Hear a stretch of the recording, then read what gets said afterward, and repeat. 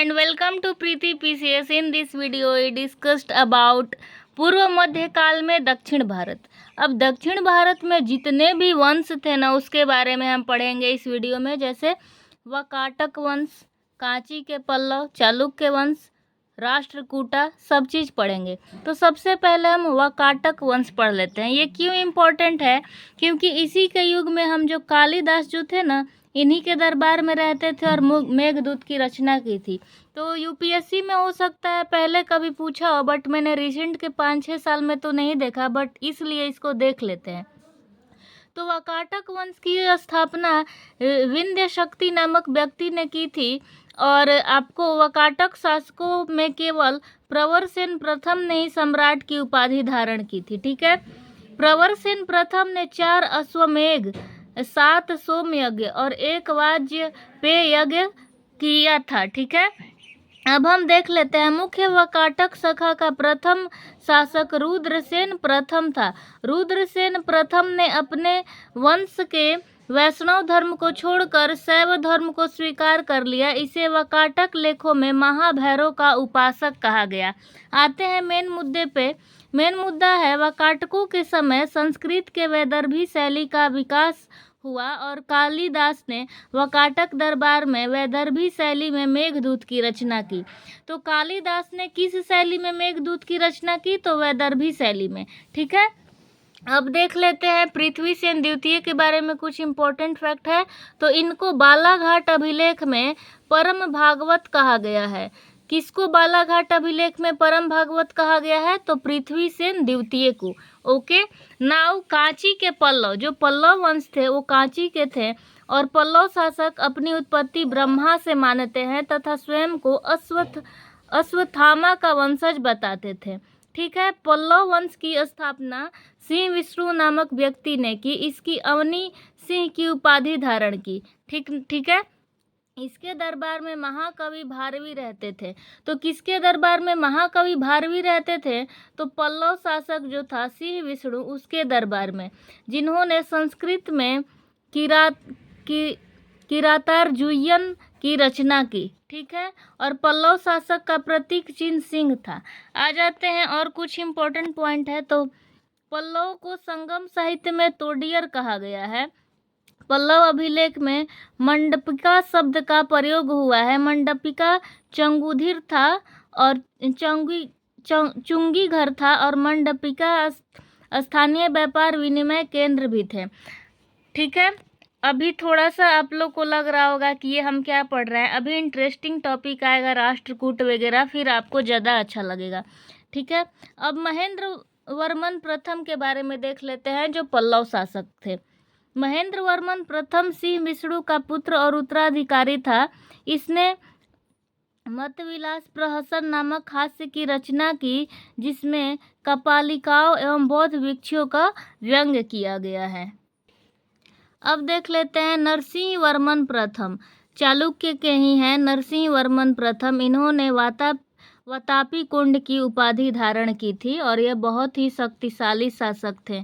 Okay, Narasimha Varman प्रथम ने महाबलीपुरम में 51 रथ मंदिरों का निर्माण किया तथा महामल की उपाधि धारण की। ठीक है, और मयूर शर्मन ने 18 अश्वमेध यज्ञ किए। नरसिंह वर्मन द्वितीय, जिसको राज सिंह भी कहते हैं, इन्होंने कांची में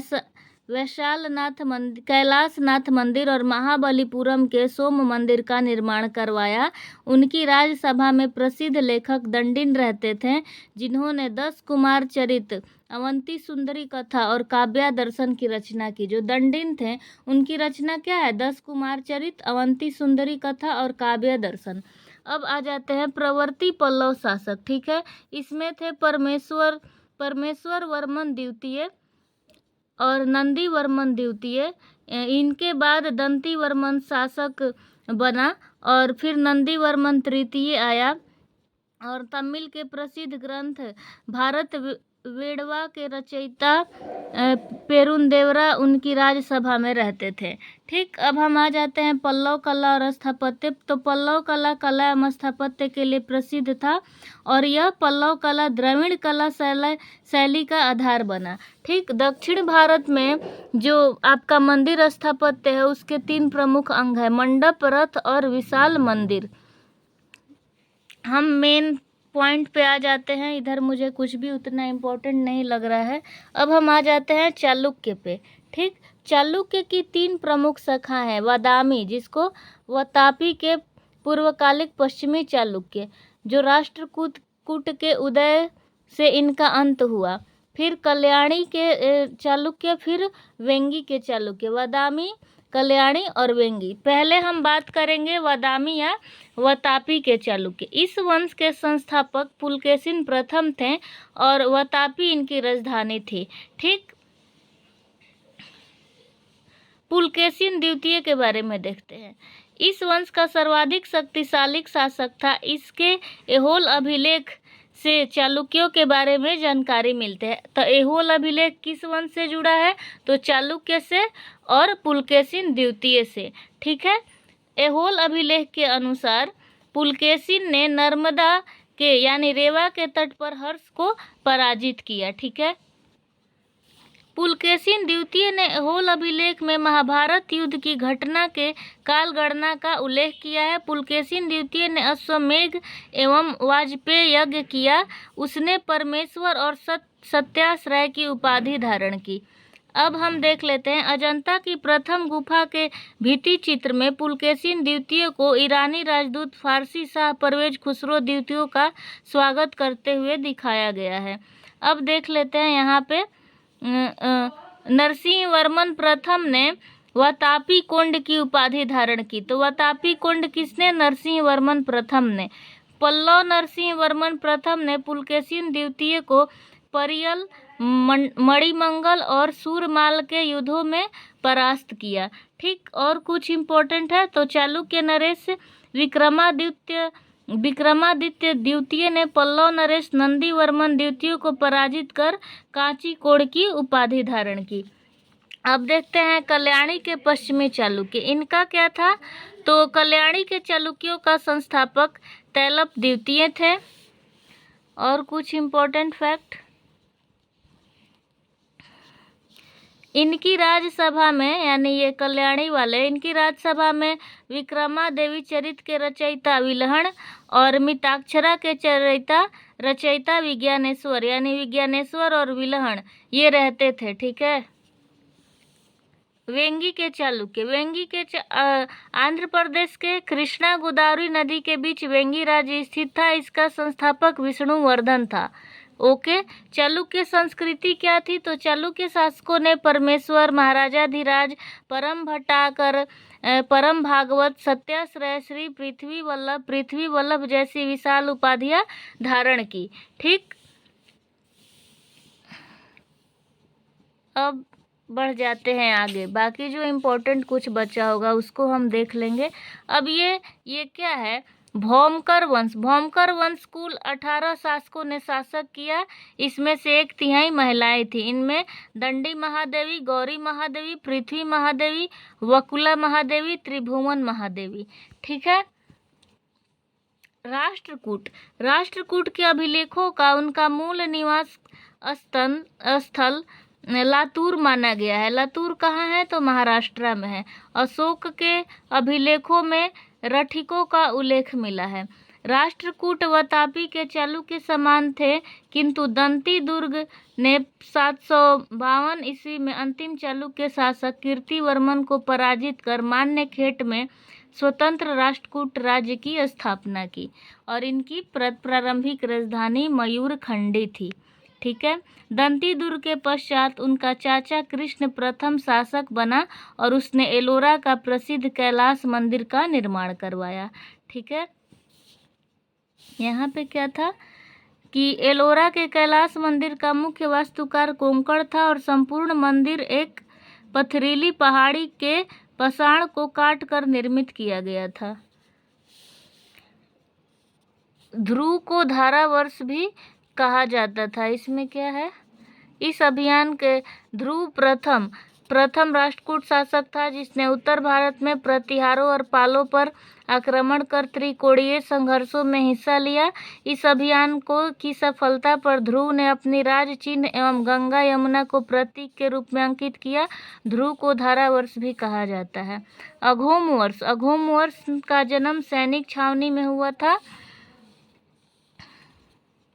अघोम वर्ष की राज्यसभा में आदि पुराण के लेखक जिनसेन, गणित सार के लेखक महावीराचार्य और अघोम कृति के लेखक सक्टायन रहते थे। और कुछ अरबी यात्री सुलेमान ने अघोम वर्ष के राज्य को बलहर कहते हुए इसे संसार के 4 बड़े राजवंशों में से एक बताया। फिर आए इंद्र तृतीय, फिर कृष्ण तृतीय। कुछ इसमें ये नहीं है। पंपा और आदि पुराण की रचना की। एंड और कोई एलोरा की कैलाश मंदिर यानी शिव मंदिर, एलिफेंटा की त्रिमूर्ति अधिक प्रसिद्ध है। राष्ट्रकूट में याद रखिएगा क्या क्या, तो एलोरा का कैलाश मंदिर और एलिफेंटा की मूर्ति। और अब आ जाते हैं चोल साम्राज्य।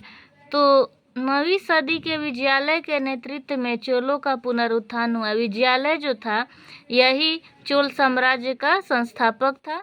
इसमें आदित्य प्रथम के बारे में देखना है।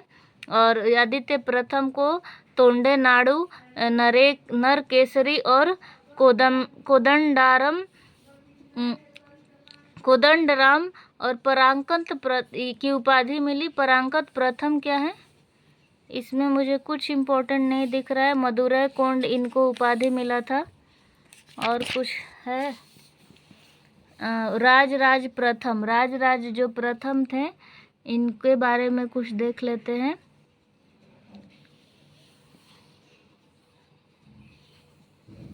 राजेंद्र प्रथम ने संपूर्ण श्रीलंका को विजित किया। और स्मिथ ने राजेंद्र प्रथम को दक्षिण का नेपोलियन कहा। ठीक है। नवीन राजधानी निकट सिंचाई के लिए चोल गंगम नामक तालाब का निर्माण करवाए थे। और कुछ इम्पोर्टेंट और फिर देख लेते हैं राजाधिराज प्रथम, राजेंद्र द्वितीय 1062 में कुंडल संगम के युद्ध में सोमेश्वरम प्रथम को पुनः पराजित किया। वीर राजेंद्र। और भी है क्या इसमें कुछ? चोल प्रशासन है, किस तरह से प्रशासन किए, ये सारा चीज़। ये जितना इम्पोर्टेंट दिख रहा है ना, जितना भी चोल समाज कैसा था, चोल कालीन जो व्यापार होता था वो कैसा था, मंदिर कहाँ कौन था, शासक कौन थे, स्थान कौन सा था, कौन कौन से इम्पोर्टेंट व्यापार वाली जगह थी, वो सभी चीज़ हम देख लेंगे।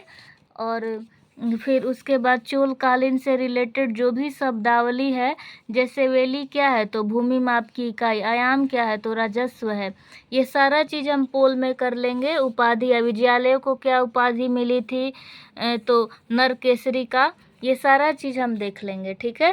Thank you so much guys for watching this video.